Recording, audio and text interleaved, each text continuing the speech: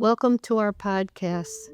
For over 50 years, Hartford Family Institute has been Connecticut's premier psychotherapy institute, offering a certificate program for psychotherapists and healers and a certificate program for all others who would like to use this unique therapeutic modality for their personal and professional lives. Hello, my name is Paul Garcia Lambert.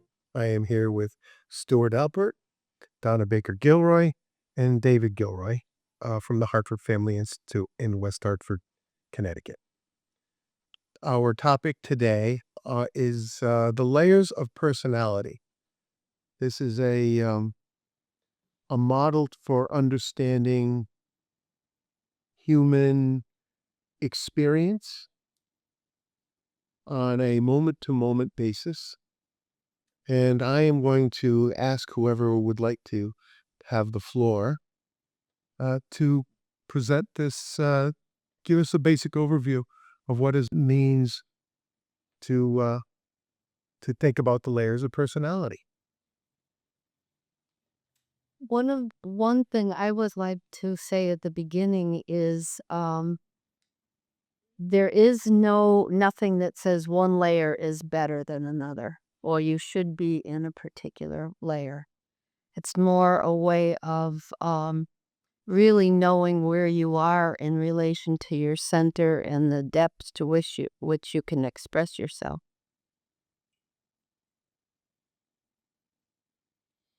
I think of it as a roadmap as a way to talk about what really happens emotionally inside of us. And when you're feeling, not happy with where you're at, it can be useful to kind of locate yourself where you are on the roadmap. And it suggests things you can do and things you might need in order to travel to different places on the map. And as people in the training program and clients that we have, as we help them understand where they are in terms of their own layers of the personality, it's to invite them to bring consciousness to their experience and consciousness to what layer they're in, so they can understand what it is about their experiences growing up that led them to organize themselves in the way that they needed to. So what I want to do is take a moment and go to a 30,000-foot level and first identify what are the layers of personality. Well, you got your role layer. You can think of these layers as horizontal layers, and role layer is the top one. And as you go deeper and deeper into the layers, you can think of it as, with not putting too much of a value judgment on it, role layer is the most shallow layer there is. And as you go deeper in the layers, there's more aliveness, more flow as you go.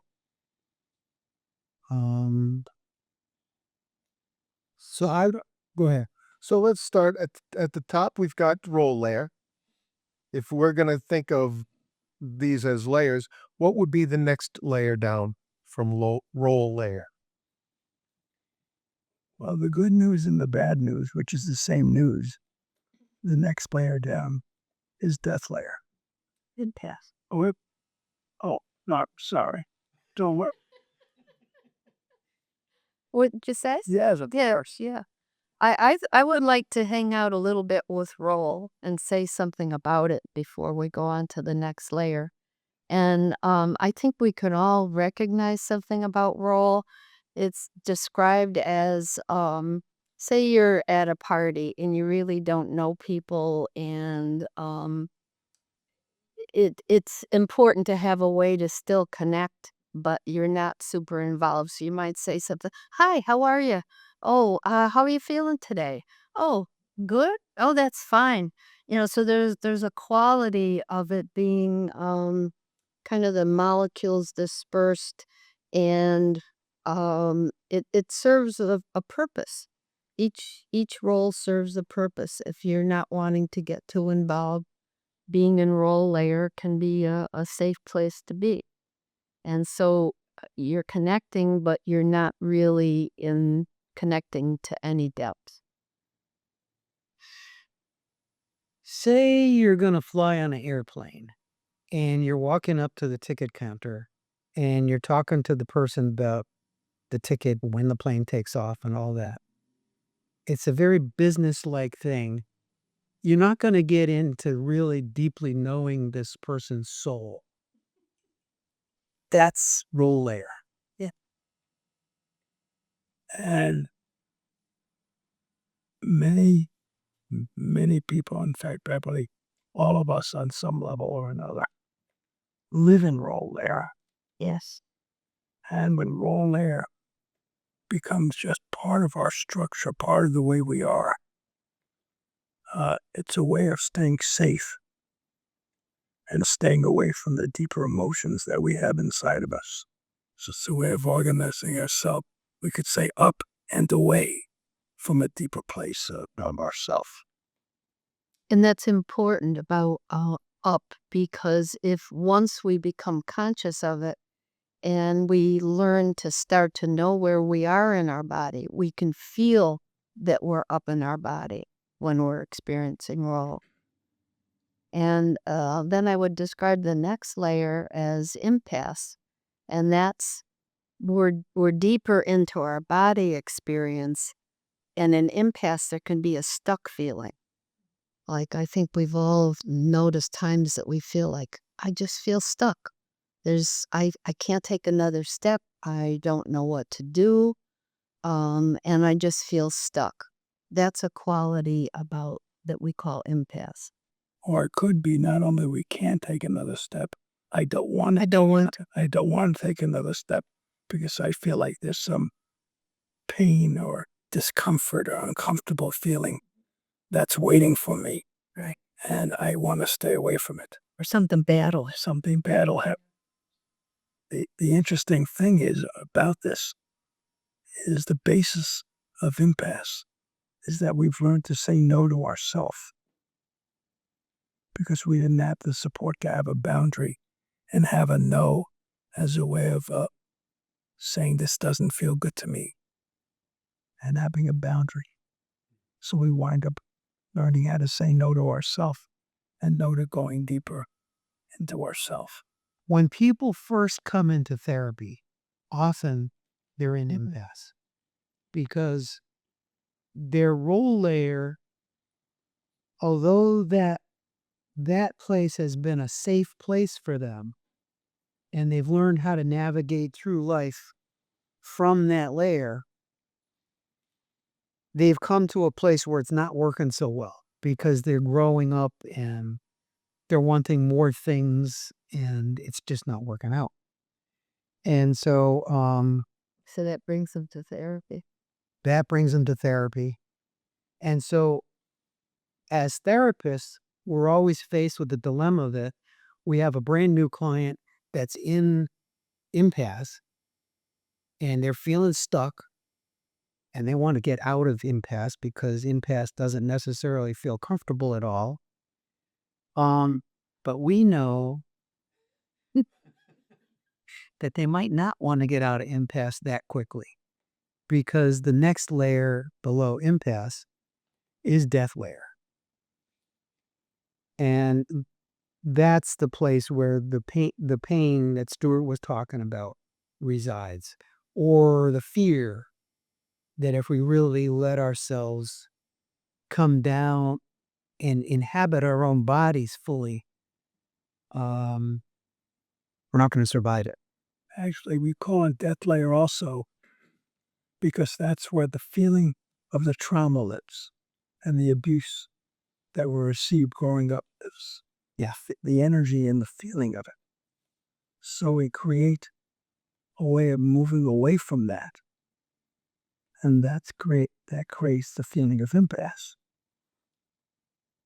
And as much as people want to get unstuck and get out of impasse, they also have a natural aversion, a natural resistance, not wanting to go deeper. Because to go deeper is to feel the abuse, to feel the trauma. So one of the things that happens when people are in impasse, they begin to fight with themselves, and they don't like the impasse, and they feel like something is wrong with them and they have to get out of it.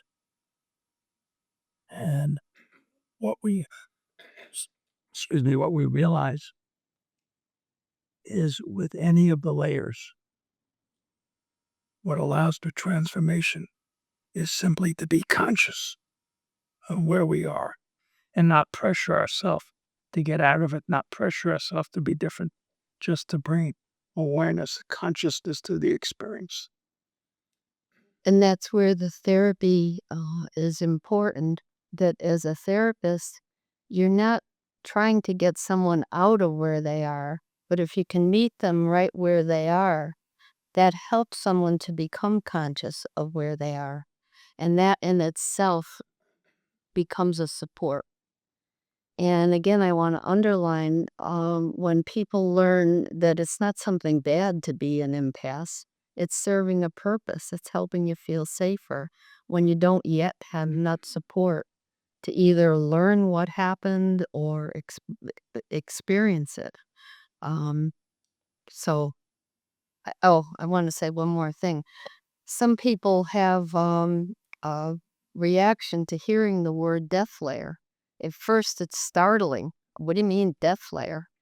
But in time, when people experience it, they realize that the feelings that are deeper, where trauma lives, really are about a feeling of we're not going to survive, that we're going to die if we feel that. And people need help to know this is something you have lived through. And it is scary to go back and re-experience the feelings, but you've already survived it. And that's part of the therapeutic process. And what it's like to tell our clients, the past has already happened. Yeah. And the future hasn't happened yet. What's necessary and important is to live in the moment, not to live in the projection of a disaster future or a horrible past, but to live now into each breath. Suppose as a client, I tell my therapist, I had a wonderful childhood. I don't have any death to layer. My comment to my client is congratulations. Yeah. Yeah. Yet, that's not really true. And our number one game plan as therapists is to just simply show up and meet the person where they're at. So if I'm the client and I had a wonderful childhood, I don't know what you're talking about, everything was great, that's where the therapist is going to try to meet me there. And so you've had a wonderful childhood. And what is it that you want from therapy? Right? What are you doing Hey, here? how are you doing? Hey, Well, I have an experience of that. I knew something was wrong. I didn't know what was wrong, but I knew something was wrong. And yet, when I started therapy, I thought, other people have had all these difficult things and I haven't. So I'm really, what was the word? Felt kind of selfish and like I don't really have anything. And little by little, I learned of the trauma I had experienced and how I had just kind of lived it like it never really happened. So I knew something was wrong, but at the same time, consciously, I wasn't aware of what was wrong. Since the basis of the way we do therapy at Art for Family is to help people embody themselves, be in their body rather than totally in their mind. What we bring to our clients is, can you be aware of how you had to organize yourself and the tension that still lives in you? And can you ask the tension what it's here for, and if it has a message for you? Because to be an impasse is to either create tension, to dissociate, to be depressed. So there are symptoms that develop by being an impasse. And that, as I said before, then people begin to fight with themselves because they don't like the feeling of being stuck. And rather than being able to accept and understand the meaning of being stuck, they start to fight themselves. And the more they fight themselves, the more they create more impasse. So I guess there can be a feeling of being on a hamster wheel. Yes.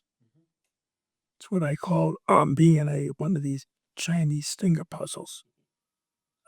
That the more you pull out of it, the tighter things get. The way to get out of it is to relax and to let go. Yeah, here's the good news. I was just going to add the good news. The good news is that there's a deeper level than death layer, which is life in connection to spirit. One of the ways I teach about death layer is, pretty much all of us at one point or another have had the experience of having a nightmare of some kind or another. And people always say, oh yeah, I know what that feels like. That's death layer. It's a feeling like it's really scary and you're not going to make it through. And what we're talking about is to take somebody in as a support and walk with us through that territory allows us to soften the tension inside of us. And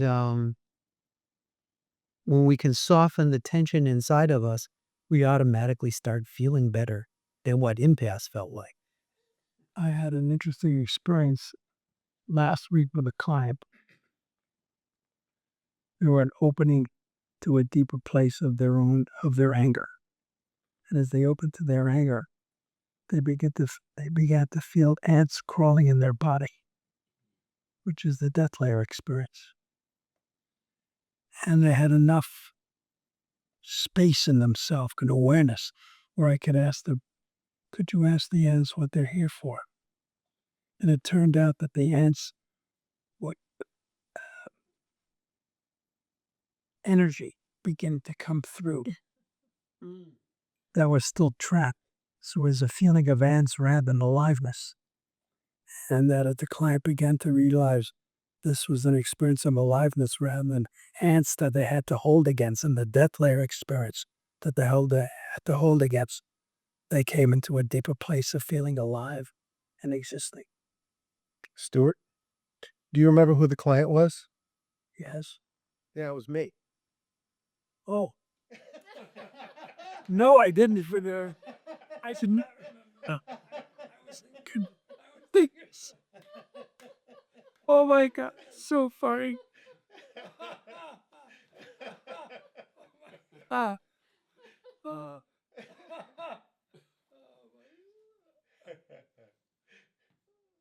was thinking it was someone else. Thank you. I hope that was helpful. It was extremely helpful. I have been enjoying that new awareness of life inside of me all week. Oh yeah, I feel very embarrassed. That's great.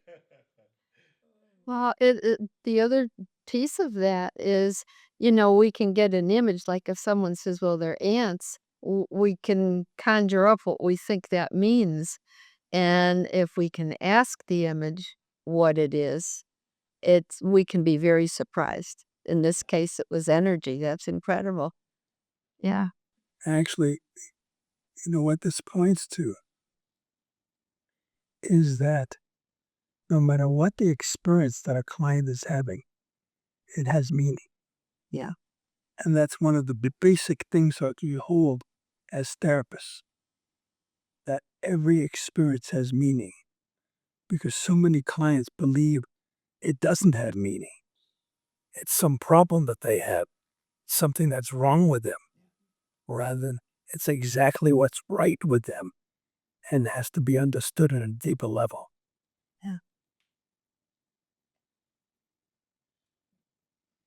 I always have an image of the layers as when I think of birth. I think of a roll layer where the molecules are more dispersed, and then impasse, there's a tighter feeling. And when Is this baby ever going to be born? yes, in the death layer, when before we're born, there isn't much room to move, and then coming into life when we come into life layer. So that's the visual I often have. I like that. I like that. Which is another way of saying that. There's often a feeling of implosion as we come from impasse to death layer, to hold against and implode before the explosion of aliveness happens. I do have one other thing to add that, logically we might think, oh, being in life layer must be wonderful. Why wouldn't everybody want to just stay in that? But we don't stay in any one layer 24/7. And for some of us, our aliveness was the very thing that was assaulted, that for whatever reason our parents couldn't tolerate that level of aliveness. Maybe they weren't allowed to. And so we can come into aliveness, and then soon after we might feel ourselves back in impasse or go into role. Actually, I want to talk for a moment about what we mean by aliveness. Yeah. Aliveness can be joy. It can be a feeling of grounded sexuality. It could be a feeling of grounded anger, sadness, or need. Right. Need, not I need something, but the feeling of need in our body, that it's okay to have an experience of feeling need, because each one of these life layer experiences has meaning and gives us direction. And grief. If all of those feelings, we can hold against them, but the very good news is there's a way through all of them. All we need is somebody to walk with us and meet us, walk with us through them. To give us the connection we needed in the first place when we weren't met. Yeah. Yeah. This is where I invite every one of my clients into a very basic need, which is, as I feel the feeling I have, be with me. And I call it a be with need. Be with me as I feel my anger. Be with me as I feel my grief, my sadness, my joy, my feeling of sensuality and existence. Be with me. So the question that comes to my mind is, it sounds like death layer is a bit of a problem. How is death layer introduced to us as we go through life? What happens? Are we born with it? I would say we're born with the capacity to feel that. And I can't remember a single thing about it, but I imagine my birth did not all feel wonderful. And it's also dependent on what the prenatal energy was. Was the mother depressed? Was the mother and father fighting? And so there was an upset that was constantly going on. Was the mother an addiction? All that has energy that impacts the fetus. Right. So And when we're in therapy, sometimes we can't get to a conscious memory of something because it might have been pre-verbal or it might have been from when we were in utero. Yet there's still an energy that goes with that we can connect with for somebody when they're in therapy. So I just want to underline the thing that really makes the difference to a little kid coming through their childhood is whether there's the possibility of somebody they can be with and connect to emotionally. So that's going to be a support. That's going to be a support. And in the absence of that, that's going to be a death layer. When we don't get support, when we don't get met in a loving way, that's not a luxury item. That's death layer. I feel like what's really important as we talk about childhood trauma and abuse, that we're not blaming parents. Right. Yeah. That so often the trauma and abuse can be generational, handed down from generations. It can be cultural. So it's not the parents' blame, or it's to blame the parents. And again, it's to understand the parents and how the parents weren't supported in their own experience to accept their emotions and to accept the pain and the suffering that so many of our parents endured. So I am a parent, and I am aware that I never intended on hurting my children. Not once did I ever consciously intend on hurting them. Yet as I look back on my actions, knowing what I now know, a lot of how I behaved and the energy that they were met with was abusive, was painful for them. And I can see how my own parents' inability to support me, I did the same thing to my kids. Yeah, I think we all do until we become more conscious of how we're organized. Because we are not perfect. None of us are perfect parents. And just what you're saying, it's often not intentional at all. In fact, we're not even conscious that we're doing it. Right, right. If I take a look at the way I brought my kids up, I was extremely unconscious. I was doing what I thought was quote unquote right, which was simply doing for or to my kids what was done to me, thinking that this is what you did. Yeah. So this is why a lot of therapy, when it gets to dealing with death layer experiences, has a feeling of the work is there to heal, and the healing process involves breaking a spell. So the abuse happens under, it's got a quality of a spell to it. That's a wonderful way of putting it. If I'm ticked off at a little kid that I'm taking care of, it's like I'm in a spell.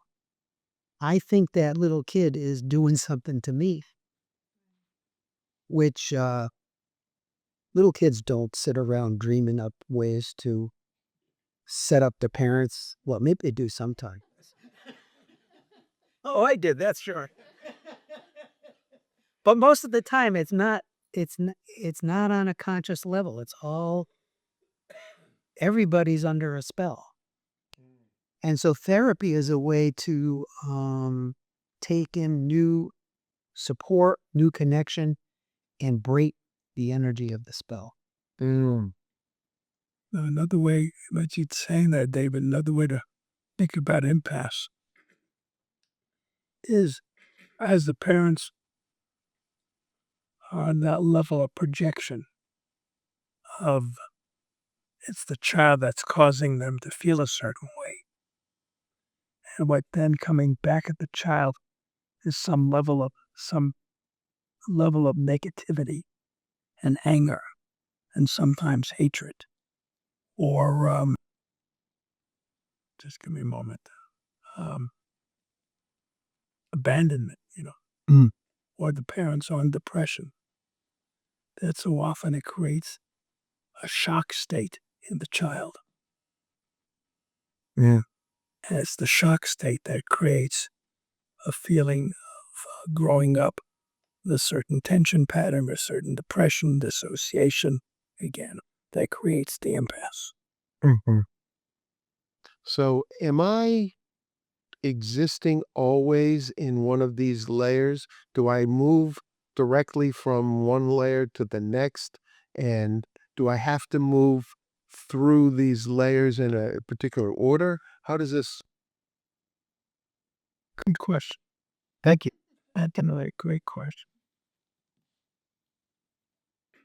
There's bad news and good news. Lay it on me.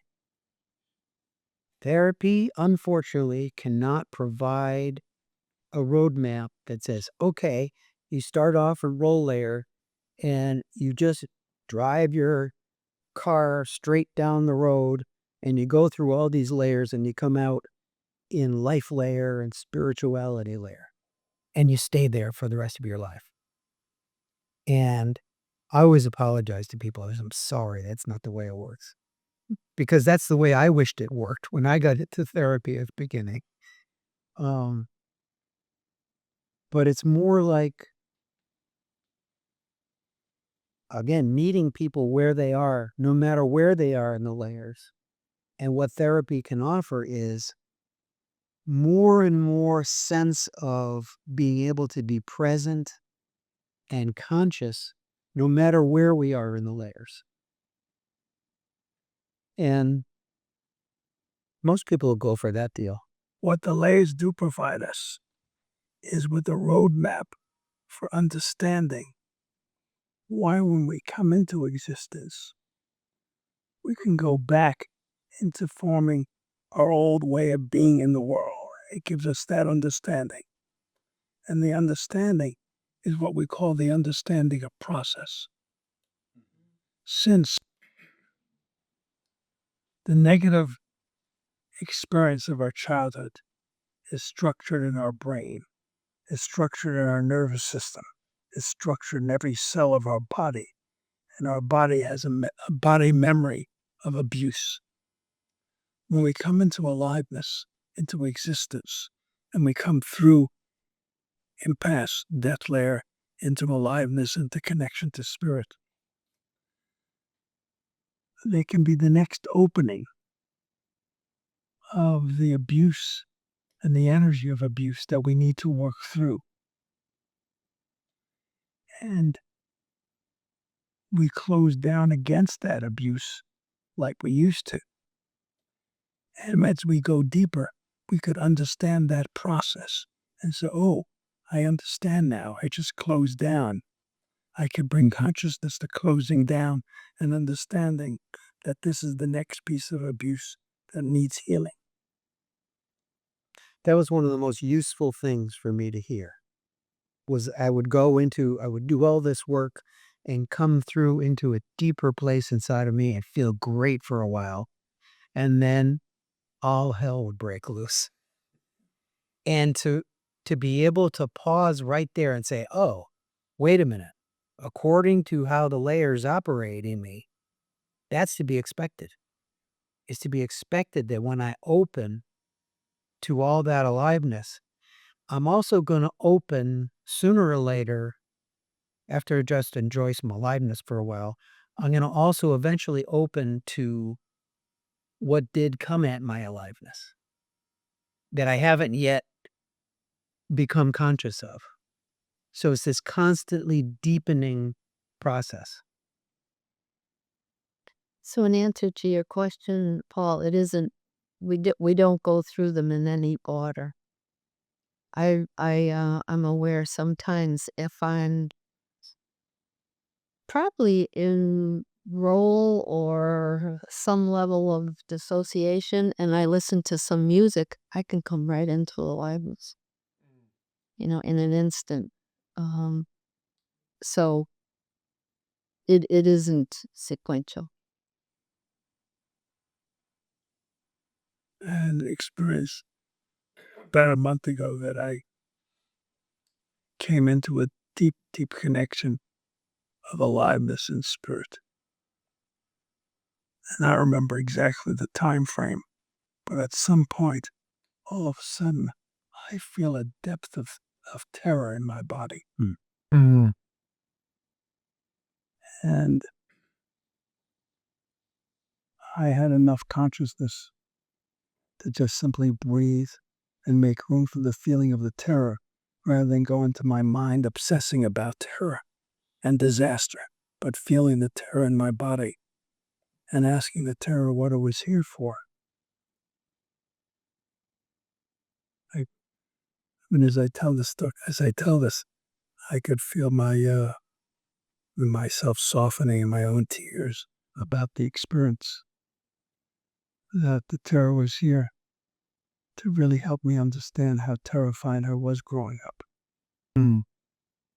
And that it was inviting me to know that at a deeper level and not just know the story of my experience, but to feel the story in my body.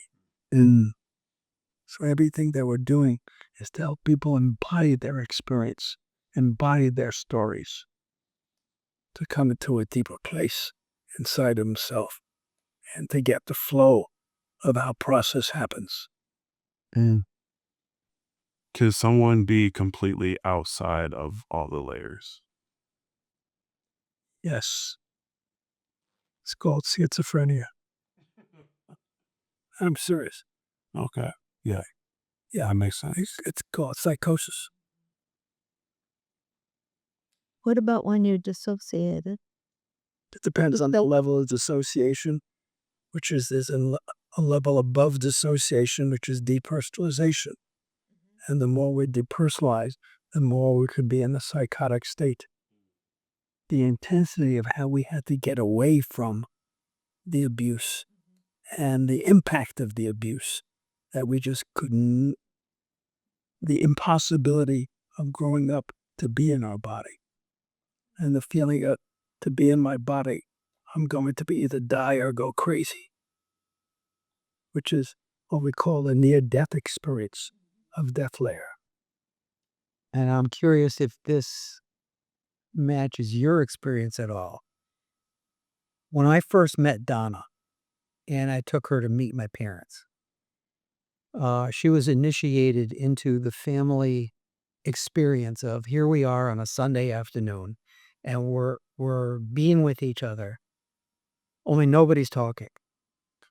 Not only that, we're only barely breathing. We're only breathing enough to maintain the minimum aliveness possible. And in fact, sooner or later, you can count on it, one of my family would just drop off to sleep.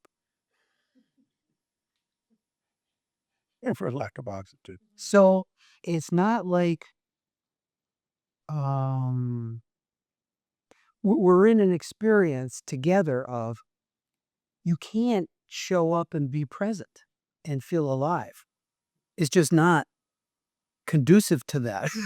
The energy was so intense, and I was already in my 40s and had already had some therapy, and I felt like I had to sit there and just sit there like this and barely breathe. It was so incredible. So one of the things we talk about is like when Stuart talks about schizophrenia, I have a streak of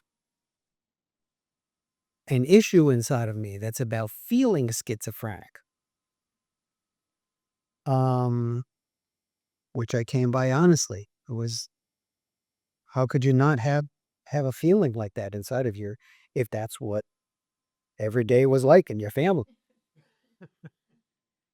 So there's a difference between being schizophrenic and having a schizophrenic kind of an issue.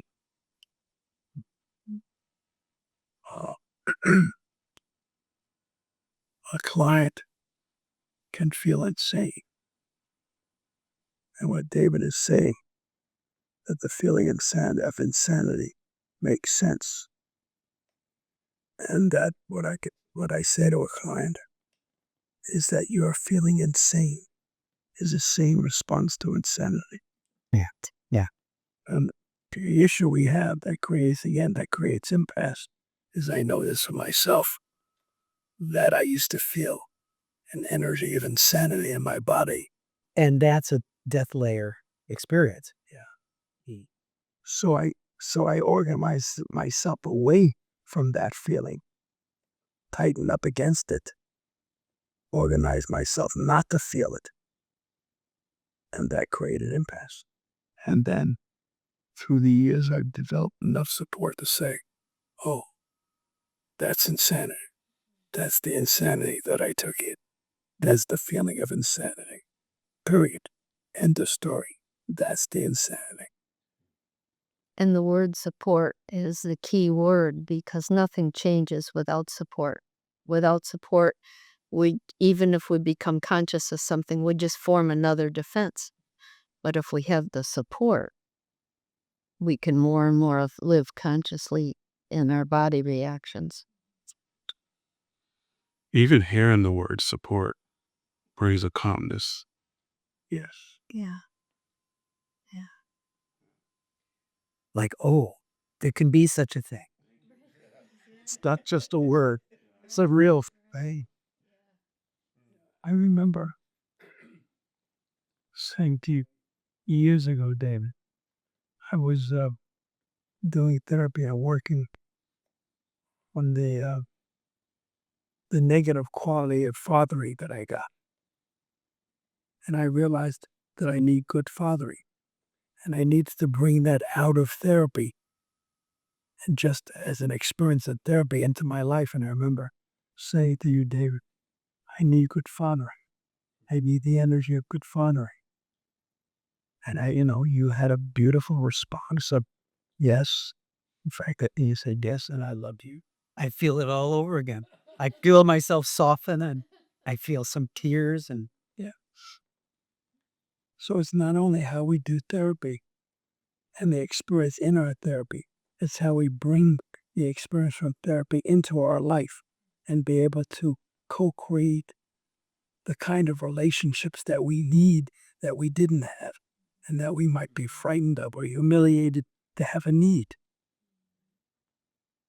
Be the father you needed. Yes.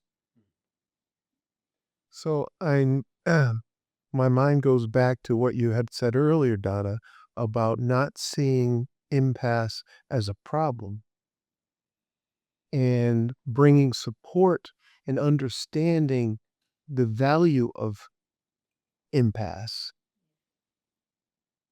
as a way to give ourselves support. Right. And if the basic